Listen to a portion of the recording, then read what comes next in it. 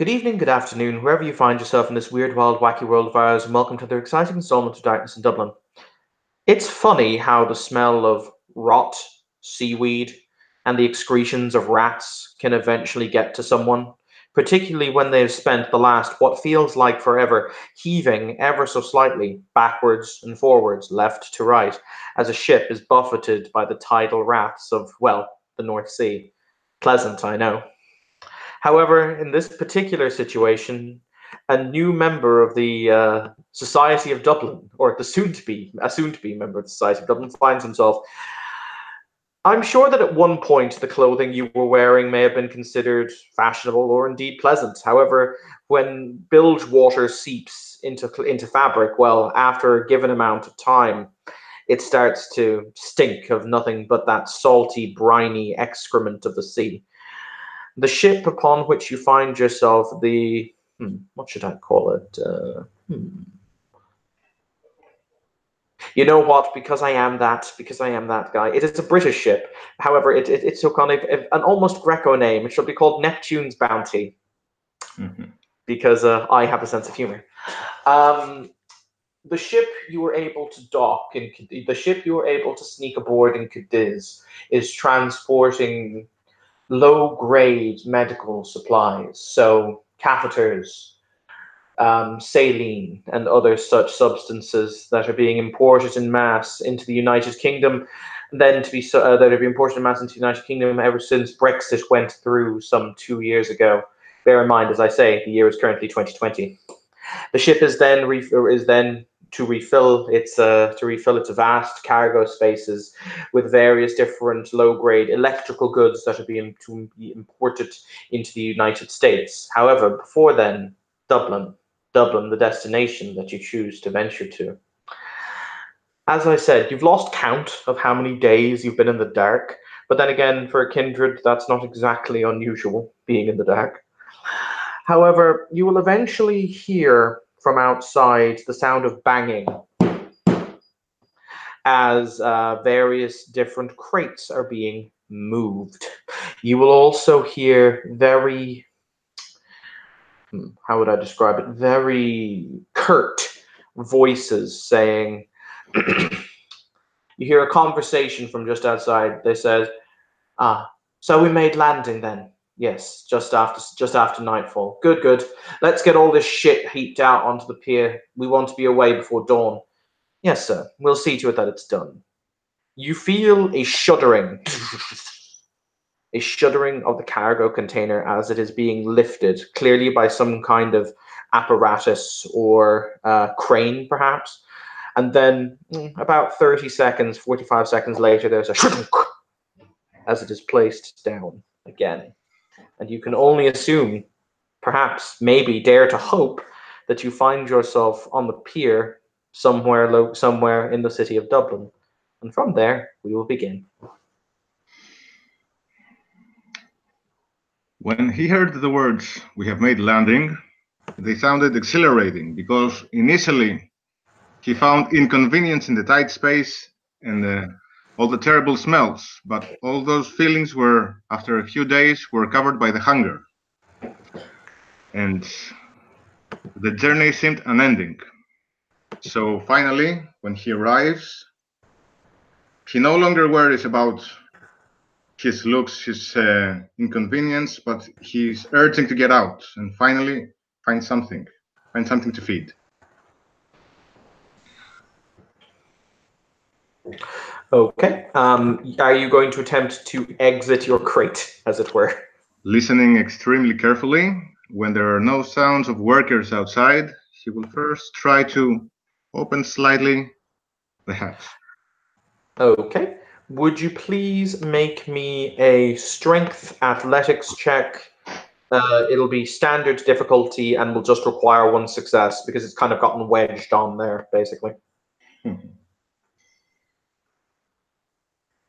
It is at this point we see that a mighty vampire can, in fact, be stopped by a rusty hatch.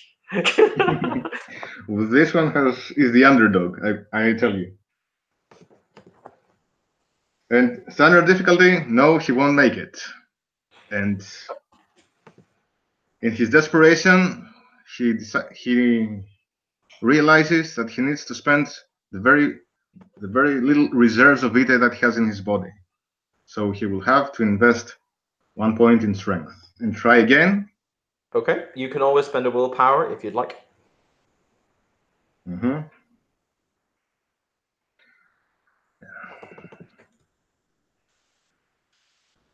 Well, I already declared the spending of vitae. Mm-hmm.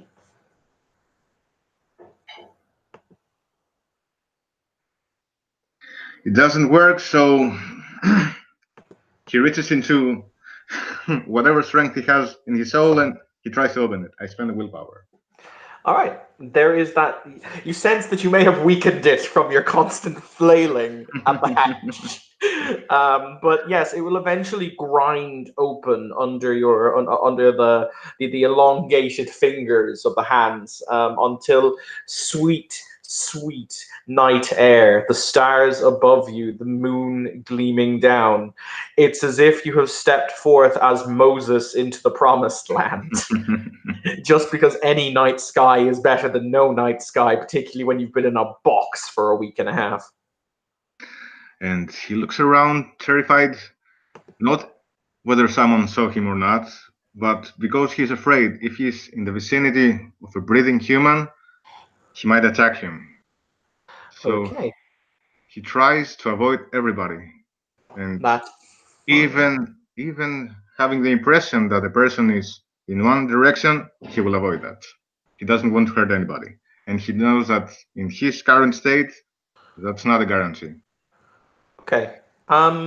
You find yourself, as I said, seated upon, or find your crate has been seated upon a dock. You hear the sea lap against the shore softly, the noise rhythmic and almost calming. The dock surrounding you seems to be ever so slightly run down, however, and there are a number of people, but these people are primarily located at the other side of the wharf, taking down more supplies from the ship. So they are not in danger of currently seeing you.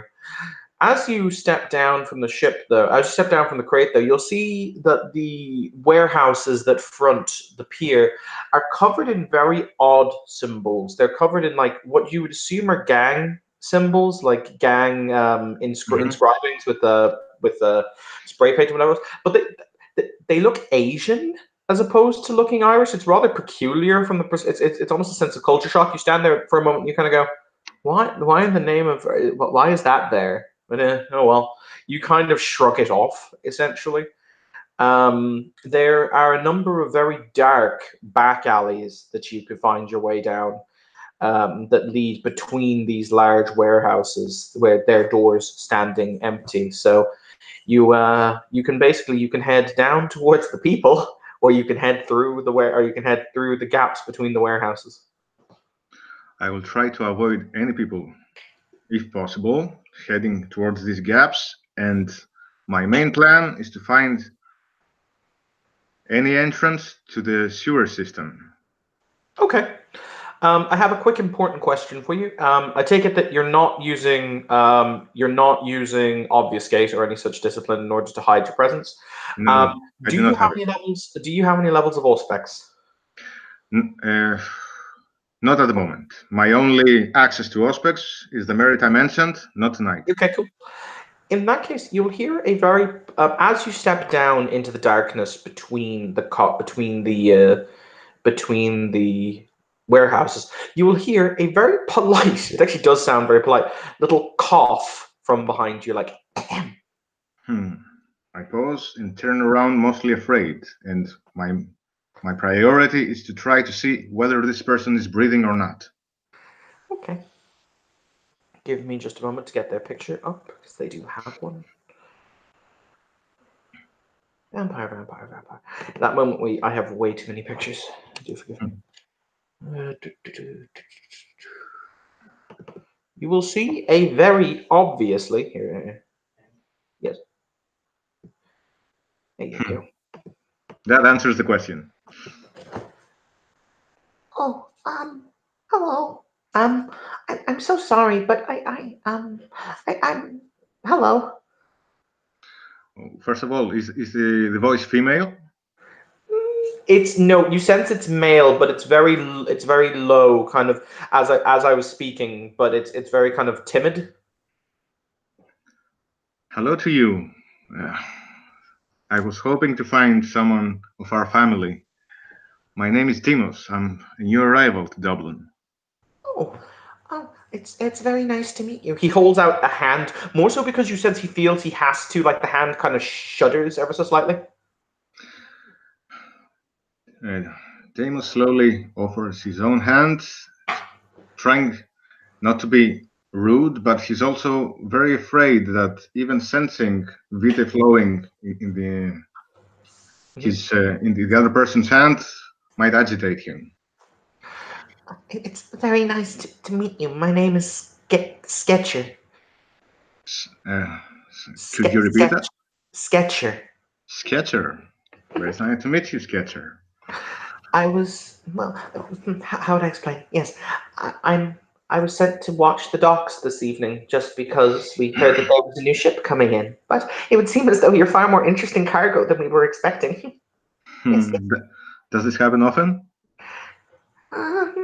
Considering when the Sabbat invaded the city, they came via the sea route. Yes, one could say it does happen. Well, let me tell you, I'm very happy to be in a city where the Sabbat's presence is very thin. Oh, good. Well, I tell you what. As I said, it's very nice to meet you. You can tell like socially awkward is not the word that you would use. It incredibly socially awkward would be the would be more acceptable. He'll say, My sire would be delighted to meet you if that is acceptable to you, assuming you don't have any other plans, that is. Well, Sketcher, as you can tell, I know nothing of this city. My main concern would be how to find a way to present myself to whoever the prince is in Dublin. Would that be your sire? No, my sire's the seneschal, though. Oh, well, how lucky of me to meet you. Well, I would be very obliged. It's not necessarily luck. It's more the fact that you happen to pick the one route of egress and egress and extras from the city that we don't necessarily exactly control. But that's neither here nor there. No. So yes, I'm making a mess of this. Okay. You can see he kind of takes a deep breath to center himself, like. Okay. So please, Sketcher, lead the way. Yes, Sketcher will lead the way. Okay. He'll say, I'm going to make you unseen if that's okay with you. Oh, not obliged, friend. He will kind of he'll kind of put his hand on your shoulder very briefly. And as you walk, you will see Sketcher, the people. May I speak while we're doing this? Oh, that's not a good idea. Right, then, in that case, could I please ask you some questions before we depart? Oh, by all means, yes, yeah, of course. Well, as you can tell, I really want to make the right impression here, so I am very much unfamiliar with how your protocol works. So how do you address your officials? Well, for a start, I'm going to take you to I suppose it would be the Elysium, but it's not the Elysium because there isn't a keeper of Elysium, but I'm getting ahead of myself. You'll be able to feed and probably find some semblance of, we can find you something to wear while we're there, more than likely, maybe. At which point my sire, Seneschal Hennessy, will probably wish to see you. It's more so a formality to make sure you're not a member of the Sabbat, but I don't think you are. You seem too nice to be a member of the Sabbat. They tried to kill us, and it's not very nice. We have something in common. So we'll go there. As to how to give announcements and titles and such, well, I mean, Seneschal is just Seneschal. The prince is just prince, really. But I don't think you'll meet the prince. He's away on business at the moment. But yes, just not. So terms like excellency, highness, majesty, they do not apply here. People here tend to be more utilitarian. As long as you show respect in your addressing, it doesn't necessarily matter how flowery you make the language. I see. Some people tend to be more interested in flowery than others, but then again, there's a Nosferatu who's the seneschal. Realistically, we don't really care that much. Fair point. Makes perfect sense, my friend. Is that all you needed to know? Well, let me not delay you anymore. Wonderful. Okay. He'll tap you on the shoulder. At which case, as you walk, he won't hold your shoulder, but he does walk behind you. You will see that people will just ignore you. Basically, like that, they will just act as if they don't see you. I try to compose myself as much. I'm fully aware that these people do not see me, but I'm very much worried that Sketcher might realize how hungry I am, and it's something that I'm very embarrassed of. Okay, that's entirely fine. It will take you. You will be walking for about a good hour into the city. Sketcher also doesn't seem worried about cameras or anything like that. Because of course, if you know Nosferatu, they have a wonderful little merit that means their obfuscate counts for cameras. So he will kind of trundle through the city, until you will go down very brightly lit streets because it's not that late. You weren't exactly sure what time it was. You see a large clock in a cathedral that you pass by that denotes the time. It's roughly about 20 minutes past 9 at this point in the evening. So it's not late by any means. People are still out, the pubs and the bars are still doing business and whatever else have you. So you wend and twist your way through the brightly lit streets until you find yourself crossing. Can I ask something, please? Oh, yeah. Would Sketcher lead us through people, or am I getting the feeling that he has realized that I'm avoiding them and trying not to put me in an uneasy situation? He will seem that is a social cue.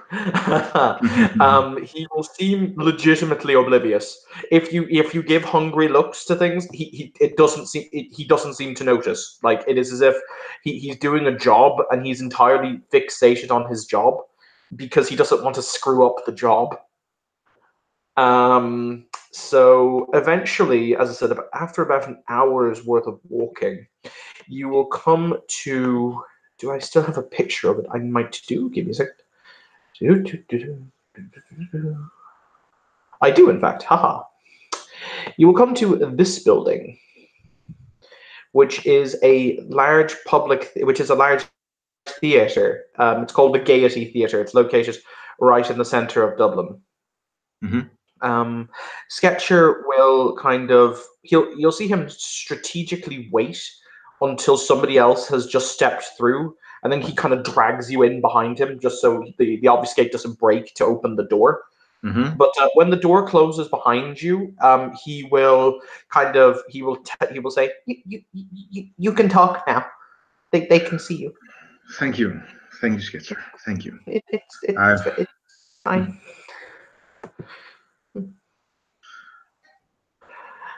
So I look around.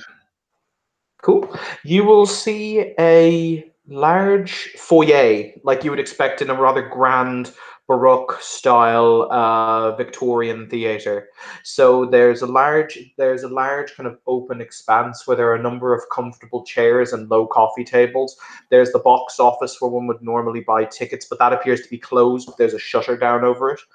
There's a rather opulent looking 4 or 5 step stairs with golden handles that leads up to a door that you would assume is the main entrance to the stage or to the auditorium. Another much grander sweeping staircase that leads upwards, probably going to the balcony, and a door that's covered in red velvet padding, under which there is a sign that simply reads theatre bar. I'm not going to say there are quite a few people in here. There's probably about 6 or 7 people in here who are deep in conversation. Several of them are seated at the low tables, drinking what appears to be a very vividly red liquid from very, very fine looking flutes. You will see a number of servants, both male and female, dressed in very, very nice suits. that are basically tending to the needs of the people. And striding towards you, with a very large leather book kind of casually bouncing at his hip, you will see this man.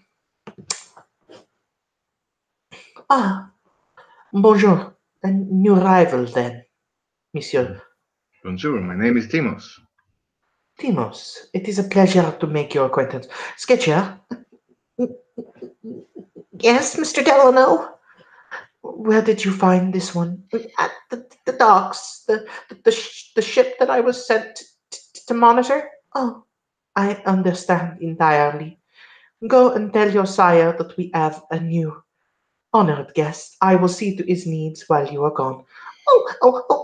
Okay, Mr. Delano, I'll do that. Are you gonna be okay? He'll say, turning back to you. Yes, Sketcher, thank you very much. I would never have reached this place on my own and without causing any trouble. Oh, it's quite fine. Okay. You'll see him kind of scuttle. Sketcher walks in a scuttle.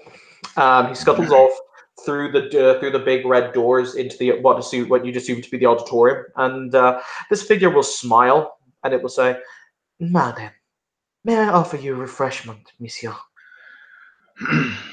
I try very much to not appear too eager about it and try to bow my head as politely as possible. Yes, please. Thank you. You and I shall speak when you have had your fill, as it were. Please, come this way. He will provide you with Forgive me, sir. Forgive me, sir, but your language is not my native one. Could you please repeat your name? I did not catch it. Oh, my apologies. I was speaking to Sketcher. My name is Alexander Delano. I am the master of RPs for the city of Dublin. Pleasure to meet you, sir. I'm Dimos, and I come from the city of Athens, Greece. I have not been to Athens. My. When I was last in Athens, there was a war on. Interesting. These things happen. Hopefully, not often. But please, as I said, come with me. He will provide you, or rather, two of the servants will be provided to you, in inverted commas. The one thing he will ask is that, you take from them respectfully, aka, if you kill them, I will be very put out. So, very embarrassed. I try to reach for them, not too eager, and I will try to take just 1 point from each. Okay. It will definitely take the edge off. Mm-hmm. You are no longer famished. Right. Delano is very calmly. He stays in the room when you feed, as I said, because he doesn't know you, so he's not going to just let you away with the Elysium's blood dolls. I did not take it personally one bit. But when you're done, he will say, Good. Wonderful. So, thank you very much, sir. I am here to provide comfortable service. So, and I have to apologize for my attire, but I'm embarrassed to say this is the entirety of my possessions. You have just arrived. Needless to say, we do not judge those who come to us in need, and I sense very much that if you came to us via, what looks to be cargo container, I am well aware of why Sketcher was sent to the docks. So, what is it that brings you to Dublin in such fitful need, monsieur? I would like to get a sense what about him. Is there anything I can read? Would you like to give me a perception empathy roll? Yes.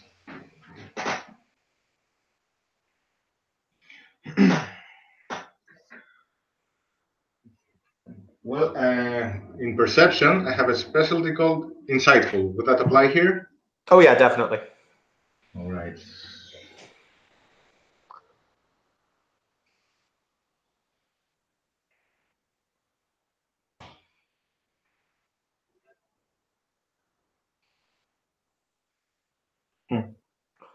Looks like a good roll. It's standard diff. Good lord, that is a good roll. 1, 2, 3, 4, 5, 6 successes. Okay. So what would you like to know? Basically, what kind of things are you trying to gauge from him? Well, a clan would be extremely difficult to discern at this point, so his motive. I was going to say you could always ask his clan, but his motive, he appears to be legitimately friendly. This does not seem to be vain glory or false advertising. He just seems to be welcoming. All right. Would I get an impression, something, a guess about him? What is he? There's definitely pity there, like as in a definite sense of oh poor thing.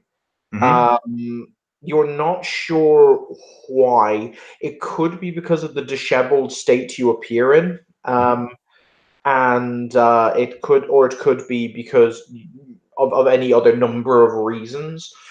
Let me think. Anything else you get from him?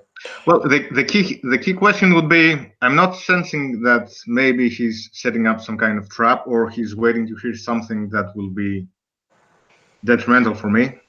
No, he doesn't seem to be. All right. So, forgive me. The question was, what brings me to Dublin, right? Yes. Well, sir, I'm very embarrassed to say that I have fled my hometown. And the reason for this was, to put it bluntly, my sire was diablerized. How horrible. So you can tell that I have a lot of reasons to be afraid to be in any proximity to Athens. I can quite understand, monsieur. He will hold up he will hold up a goblet or a flute, not a wine flute, but a wine glass, and one of the servants will step forward and pour a red wine. It's clearly actually wine that he's drinking into the goblet before he will take a sip, and he will then place the wine glass down on the table, and he will say, To have your sire ripped from you in such a manner is most disturbing. Though you will forgive me for saying so, monsieur. Your I am shuddering to call you a clan, but bloodline are not exactly known to be friends of the Camarilla. So, why is it that you are here? Well, I understand that Dublin is a place where the people who did this crime are not welcome here either. The enemy of my enemy becomes my friend. Well, I wouldn't. To tell you the truth about me, I see myself more as a traditionalist. Back in my life in Athens, I was comfortable in my own bookstore. I like stability. I appreciate safety, and in my understanding, the Camarilla is the best environment for this. We do enjoy stability. Oui. he will pick up his wine glass again. He swirls it before he will take another sip, and he will say, I have no doubt that if you are willing to, how would you say, neige que, mon sang, if you are willing to commit yourself to the quiet life of a canine or of a kindred in Dublin, that it will be much more beneficial to you than a life constantly looking in the shadows in Athens. Well, sir, and if I can come to be considered a productive member of your society here, that would be a blessing for me. he opens it's a very large leather-bound book that he has kind of hung from it's kind of hung on a chain on his belt, and he kind of maneuvers it into his lap, and he cracks it open, and you see he moves his finger down what appears to be a list you can't see, before he gets to a name, and he taps it twice, and he says, Very interesting. Very interesting indeed. What did you say your name was, your full name? Well, sir, I told you I go by a name that it's not the one I was given in my mortal years. I call myself Demos. Would it be a requirement I also offer my previous identity? No, It is merely if you are going to be a citizen of this domain for the for the production of boons, etc., that you be known to me by whatever name is acceptable. I understand, sir.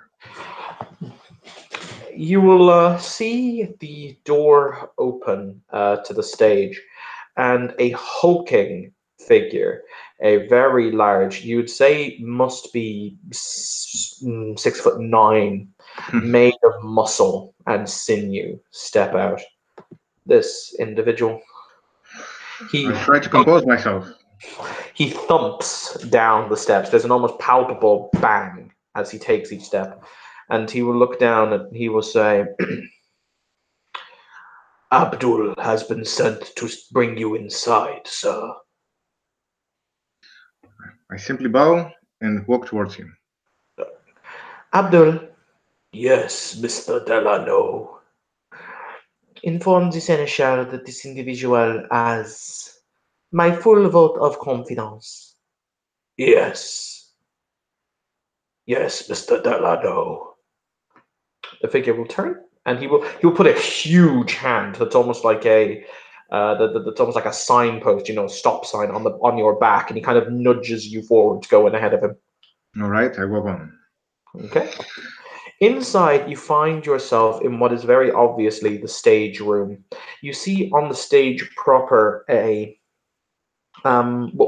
it must have been at one point, or it must have been fairly recently, that they were doing a play, because you see the background that appears to be a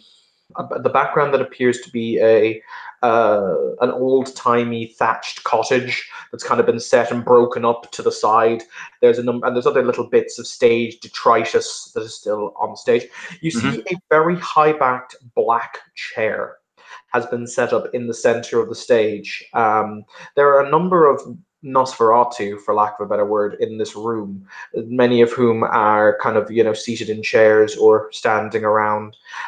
When you step inside, Abdul closes the door behind you, and he simply points towards the stage. Seated in the black chair, it's almost, you can tell this chair was not made for this person. Seated in the chair that is almost comically large is a very short person, a very short man. He must only stand about, he must realistically be about 5'3". And he's seated in this comically large chair, so the fact that his feet don't even touch the ground. And you will see this individual sitting in the chair. He has his fingers kind of pented together. And as you step forward, the one very evidently supernatural thing you will observe about him is there are no eyes behind the mask, if that makes sense. You can only see pools of inky blackness. I see. But he gestures you forward with two fingers, like come here. Well, I turn to the very large man and I whisper, "Thank you, Abdul," and I move forward. My child has said that you came to us not unlike a bilge rat. My friend, 'tis a pleasure to make your acquaintance. A pleasure to make your acquaintance, Mr. Hennessy. Scatter was very polite to offer me directions to your area. I was very much lost when I arrived in Dublin. You see, we keep a rather rigid watch on the Docklands, mostly because the last time we didn't, as I believe my child has mentioned, the Sabbat used it to invade our city. It took 2 years of bloody fighting before we got it back. It's not a mistake I'm going to make twice. If you don't mind me asking, how long ago was this incident? They invaded in the middle of 2018. We were only able to re-establish full control of the city about a month and a half, 2 months ago. I understand. So he hops out of the chair. This is the prince's throne. I need to get something made to scale at some point, but these things happen. So, well, I think I should present myself properly. My name is Dimos. I come from Athens, Greece. I am a member of the Chiasid, and like I explained to your keeper of the Elysium, the reason why I fled my hometown was that my sire was jabberized. I will make one tiny addendum to your statement. We don't have a Keeper of Elysium. You're talking about the Master of Harpies. Tiny addendum, not Yes. entirely irrelevant, I assure you. Interesting. I'm sorry to hear that. As I said, I've never been to Athens, though in many ways I'm led to understand it was a cradle of our civilization since, well, a very, very long, needless to say, a bastion of kindred civilization going back into the mists of time. I hear that the Pact of Athens was the beginning of our constant adventure to remain closer to our roots as humans. He sits on the stage, so he lets his legs dangle over the stage, and he leans in, looking at you very closely. And he'll say, "Whom was it who ended the life of your honored sire?" I look around. You said that there are other Nosferatu in this hall or not? Yes, there are. There's Abdul standing at the door. You can see Sketchers kind of stood. He stood off the stage on a door that you would clearly use to next to a door that you would clearly use to access the stage. And there are another 2 or 3 of them whom you don't know sprinkled around, but they're all Nosferatu, very obviously. Mr. Hennessy, would it be too disrespectful of me to request we carry this on privately? He claps his hands and he just says, "Leave us." You will see those who are those who are sitting down stand up. Abdul is too far away to hear you, and he doesn't move. You get the distinct impression he is door guy. He does not leave door. But even Sketcher will walk back into the area behind the stage, and he'll say, "We're very much alone now." Thank you very much, sir, and I realize it does not look very good upon me to ask for such favors right when I present myself. But as you can tell, I'm about to tell you something that is a matter of life and death for me to be kept as much a secret as possible. As I've told you, I'm a member of the Kia Seed. Now, there's a not too big, but a percentage of us follow something that has angered other bloodlines. My sire, Theodorus, a rather elder member of the Greek Cainite Society, was a practitioner of necromantic arts, something that angered a lot 2 other bloodlines, the Giovanni and the Harbingers of Skulls. And not only that, my sire had stolen a certain manuscript from these families. And about 3 years ago, he was attacked and jabberized. Now, as I understand it, this was a very much illegal act on their behalf. But if my sire was defeated, someone who was a Cainite of many centuries, I sense that I have no chance of surviving in Athens when he couldn't.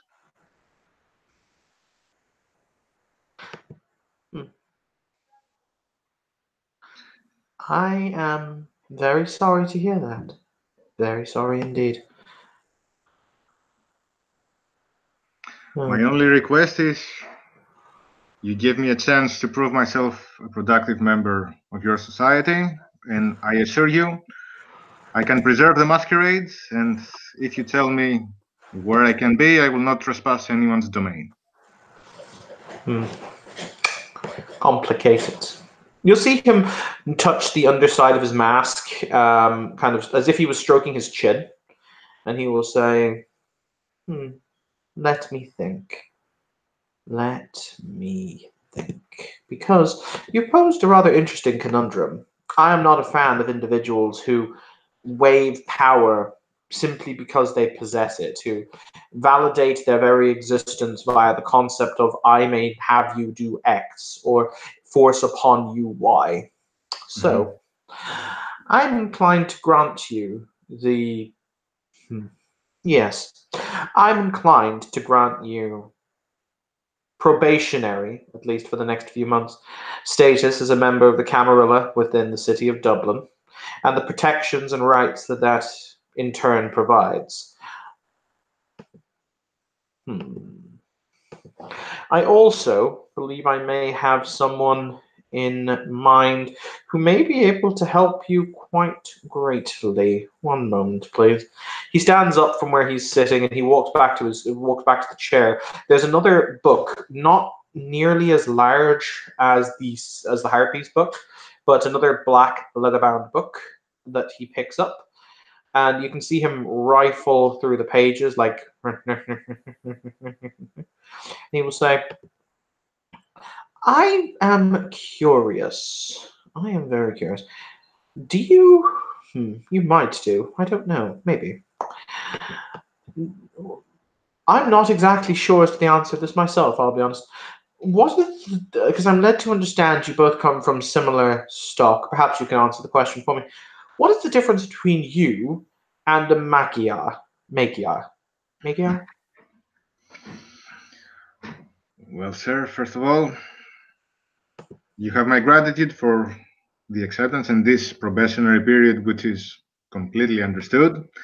Now, as for the question at hand, does the name Marconius sound familiar?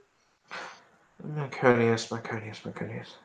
You see him contemplate. He was a Lasombra, I wish to say? Maybe? Yes. Yes, sir. So now the questions that you pose, I believe, can only be answered by Marconius himself. What I can offer is my perception of it. Now, the difference between a Chiasid and a Magyar, in my understanding, the Magyar are far older than us. They are the result of embracing one of the Fae, if such a thing is successful. Now, the Chiasid were an experiment of bypassing this, of turning us into a bloodline, something that has traits that are passed on to whomever you may embrace. So, as I see it, if any clan would embrace someone who has Fey blood, the result would be a Magyar. If a Chiasid embraces anyone, he will become a Chiasid. Fascinating. You've enriched me with knowledge. I'm always happy on a day I can learn something. But, needless to say, there is another individual in the city, by the description of a Magyar, who is also a practitioner of necromancy. I am able to supply you with his information if you're interested. If you would be welcome to receive me, I would be grateful.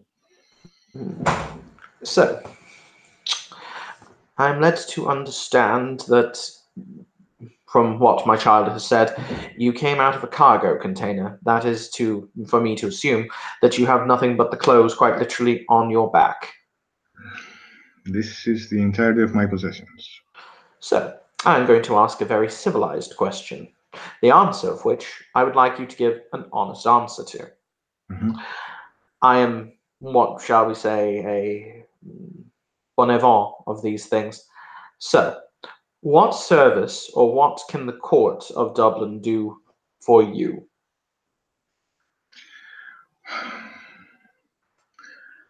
Out of character. The question is, how can I make myself useful? No. He's asking, what can the court do for you? Like, if you want, you can realistically, you could say, I would like X, Y, and Z. He might be able to turn around and say, very well, I can give you certain things. So it's up to you to ask what your character would like from the court. Well, sir, I very much appreciate the fact that our numbers have to be limited. I understand that I'm posing a great problem to you, presenting myself out of nowhere. All I ask is a place where I can discreetly exist without trespassing into anyone's domain. It is within my power to offer you your own domain, if you should like it. I would never dare to ask so much as a full domain. Very well. You and I shall have an agreement. I own several properties throughout the city, and I think that you shall become one of my projects. What can I say? I always love an underdog. So, with that in mind, he pulls out a phone from his pocket and he kicks it not like enough to. He just kind of slides it with a kick across the stage to the point where it reaches the edge and you can pick it up. I pick it up. He will say, "I'll have the information sent to this phone. You can keep the phone. It will be useful to keep in contact with you. I will be able to supply you with a haven, somewhere that is safe and secure, one of my own buildings. It won't be glamorous, you understand, but it will be somewhere to lay your head until we decide what to do with you. And you may have the surrounding areas in which to hunt in, which I will be granting to you as domain, because we frankly have much of the city that is yet unoccupied, so asking for a small domain is not a big imposition on me." Thank you very much, Mr. Hennessy. I hope I can repay this kindness.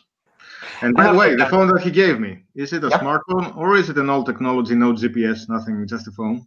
It's an iPhone of some kind. All right. But he'll say, if it helps, it's off any network that most people understand, so will be almost impossible for them to use it to find you. So can I speak freely about anything on this phone? That is the idea, yes. We have our own network here because it's so much easier than having to go through the various different, shall we say, organizations in order to get freedom of movement and freedom of speech. Understood, sir. That a number has been keyed into the phone that is my emergency number, which has been coined by a certain individual in the city as Hennessy's "everything is on fire" number. Please only use it when everything is on fire. Understood. Very good. You may inform Mr. Delano outside that you are now an accepted member of the domain and that you are to be added to the list. Thank you, sir. And I hope I can repay this soon enough. Oh, you will also, of course, for these many kindnesses, owe me a major boon. Fully understood, accepted, and you also have my gratitude. Wonderful. Good afternoon in that, or good evening in that case.